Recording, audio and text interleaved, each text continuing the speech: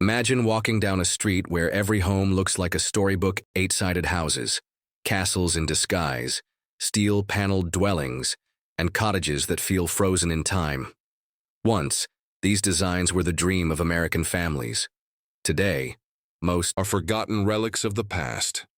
Let's uncover 10 unusual home styles that people actually lived in and why they disappeared. the octagon house. Back in the mid-1800s, a bold idea swept through neighborhoods. Houses with 8 symmetrical sides, the logic.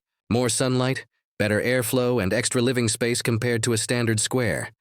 Some even had rooftop cupolas and wraparound porches that looked futuristic for their era. But while efficient, these homes were too unconventional for most buyers. By the early 1900s, they faded into obscurity. Today, only a few survive as quirky landmarks of architectural optimism. Queen Anne whimsy homes that looked like fairy tales. Step into the late 1800s, and you'll find homes with towers, decorative shingles, and sweeping wraparound porches. Known for their playful and extravagant details, Queen Anne homes looked like something out of a children's storybook. Their charm spread quickly across cities and suburbs, but as tastes shifted, families wanted simpler, easier to maintain. By the 1920s, their over-the-top beauty was replaced by colonial revival designs, though some still stand as icons of Victorian extravagance. Around the turn of the 20th century, homeowners craved practicality. The answer? The American Foursquare. These homes were box-shaped, efficient, and usually came with 4 large rooms on each floor. They offered maximum interior space on narrow city lots.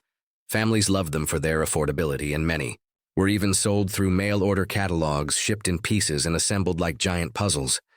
Strong, simple, and reliable, they once dominated urban neighborhoods before disappearing as tastes modernized. The Craftsman Bungalow. In the early 1900s, a new philosophy emerged. Homes should feel warm, natural, and handcrafted. The Craftsman style was born. With low-pitched roofs, exposed beams, and built-in cabinets, these houses celebrated detail and craftsmanship. California bungalows became especially popular, proving that beauty could be affordable. But by the 1930s, their dominance was replaced by mass-produced modern homes. Still, Craftsman houses remain beloved by those who crave character and authenticity. The shotgun house. Imagine a house so narrow that you could stand at the front door, look straight through, and see the backyard. That's the shotgun house. Just 12 feet wide with rooms arranged in a single row, these homes became common in the American South during the late 1800s. They were cheap, quick to build, and perfect for crowded neighborhoods. While many were demolished in the mid-20th century, some cities have revived them as trendy, compact homes with a historic twist. Tudor Revival, steep roofs, timber accents, and towering chimneys. Tudor Revival homes made 1920s suburbs look like medieval villages. They gave off a sense of old-world charm that appealed to wealthier families who wanted a European feel without leaving America. But after World War II, their heavy, ornate style felt outdated compared to sleek modern housing. Today, many stand as reminders of a time when suburban life was meant to feel like a castle escape. Dutch Colonial Revival, the barn roof dream. With their distinct barn-like gambrel roofs, Dutch Colonial Revival homes made a big comeback in the early 1900s. Families loved the spacious attics, wide eaves, and cozy shutters. These houses echoed the farmhouses of early settlers, giving buyers a sense of heritage and nostalgia. By the 1930s, however, new architectural fashions took over.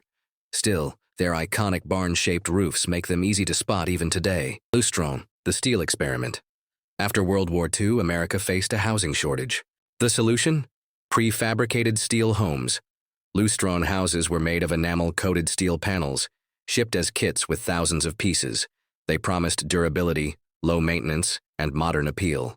But the idea never fully took off.